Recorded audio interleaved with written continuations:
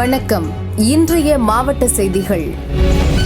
அமெரிக்காவில் இருக்கும் ஈஷா யோகா மையத்திற்கு கடந்த மே மாதம் சென்ற சத்குரு 7 மாதங்களுக்கு பிறகு நேற்று மாலை கோவை ஈஷா யோகா மையம் திரும்பினார். கோவை ஏர்போர்ட் முதல் ஈஷா யோகா மையம் வரை ஆயிரக்கணக்கான மக்கள் பிரம்மாண்ட வரவேற்பு கொடுத்தனர். அவினாசி சாலையில் சத்குருவிற்கு பூரண கும்ப மரியாதை மற்றும் ரேஸ்கோர்ஸ் சாலையில் வள்ளி கும்மி நடனத்துடன் சத்குருவை வரவேற்று நிகழ்ச்சிகள் நடைபெற்றன. ஈஷா யோகா மைய மலைவாசல் நுழைவாயிலில் பழங்குடி மக்கள் பாரம்பரிய நடனமாடி வான வேடிக்கைகளுடன் சத்குரு வரவை கொண்டாடினர். ஈஷா சமஸ்கிருதி மாணவர்கள் தேவாரம் பாடினர்.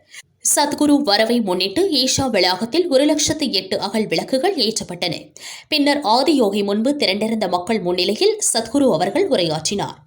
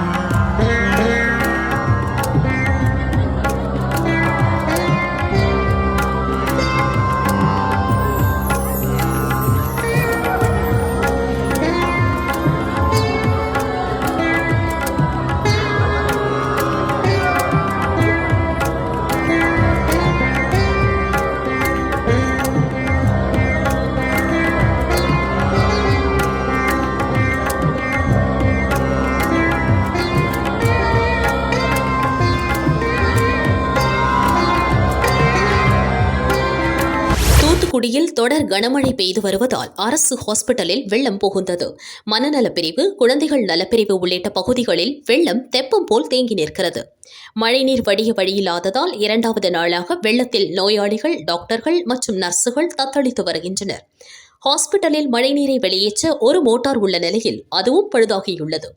மாவட்ட நிர்வாகம் மழைநீரை வெளியேற்ற நடவடிக்கை எடுக்க வேண்டும் என நோயாளிகள் வலியுறுத்தினர்.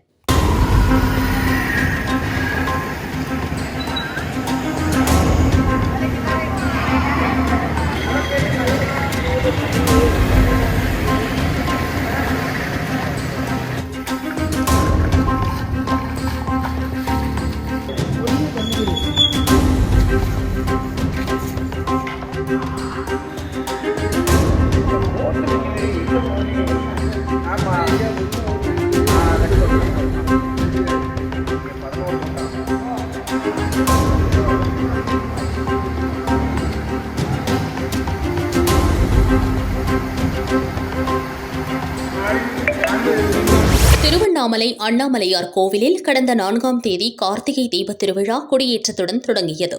13ஆம் தேதி அதிகாலை கோவிலில் பரணி தீபம், மாலையில் 2668 அடி உயரமுள்ள தீபமலையில் மகா தீபம் ஏற்றப்பட்டது. கிரிவலத்தின் மகிமையை பக்தர்களுக்கு உணர்த்தும் வகையில் கார்த்திகை தீபம் நிறைவு பெற்று 2ஆம் நாளான இன்று அதிகாலை கோவில் நடை திறக்கப்பட்டு அண்ணாமலையார், உண்ணாமலையம்மனுக்கு சிறப்பு அபிஷேகம் மற்றும் அலங்காரம் நடைபெற்றது. தொடர்ந்து சுவாமி, அம்பாள் கோவில் ராஜகோபுரம் முன்புள்ள 16 கால் மண்டபத்தில் எழுந்தருளினர்.